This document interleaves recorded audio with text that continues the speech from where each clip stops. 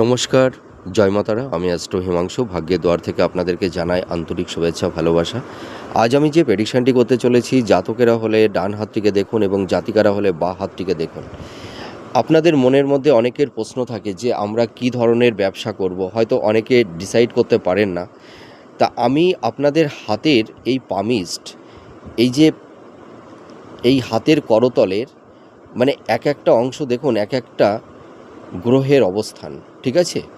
তা আপনারা কি ধরনের ব্যবসা করলে আপনারা লাভবান হবেন, জীবনে সাইন করতে পারবেন, সেগুলোই আমি বলে দেবো। দেখুন, যেসব জাতক জাতিকাদের এই হাতের চন্দ্রের স্থানটা খুব সুন্দর থাকে, দেখুন অনেক সময় চন্দ্রের স্থানে ফিশ সাইন থাকতে পারে, বা এই দেখুন এরকম স্ট্রেট সোজা সোজা দাগ থাকতে পারে, তাহলে আপনি বুঝবেন আপনার চন্দ্রের স্থানটি শুভ।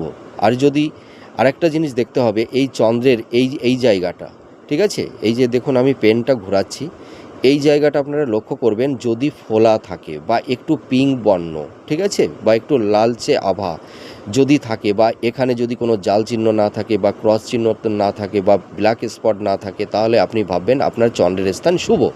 তাহলে আপনি যখন বুঝে গেলেন যে আমার চন্দ্রের স্থান শুভ আছে, তাহলে আমাকে কি ব্যবসা করলে ভালো হবে, তাহলে আপনারা খাদ্য, তরল পানীয়, ঠিক আছে, দুগ্ধ জাতীয়, মাছের ব্যবসা, লঞ্চ, এই যে নদীতে যেসব লঞ্চ, স্টিমার, এই যে ব্যবসাগুলো আছে, তারপরে মিষ্টির দোকান, যদি আপনারা এই ধরনের ব্যবসা করতে পারেন, দেখবেন আপনারা জীবনে মানে প্রচুর সাকসেস পাবেন। আমি এটা অনেস্টলি বলছি, আপনারা মিলিয়ে দেখুন। আর আপনারা যদি আপনাদের এই চন্দ্রের স্থানটি যদি ভালো থাকে, আপনারা এই ধরনের ব্যবসা করুন। আশা করি আপনারা খুব ভালো থাকতে পারবেন। জয় মাতারা।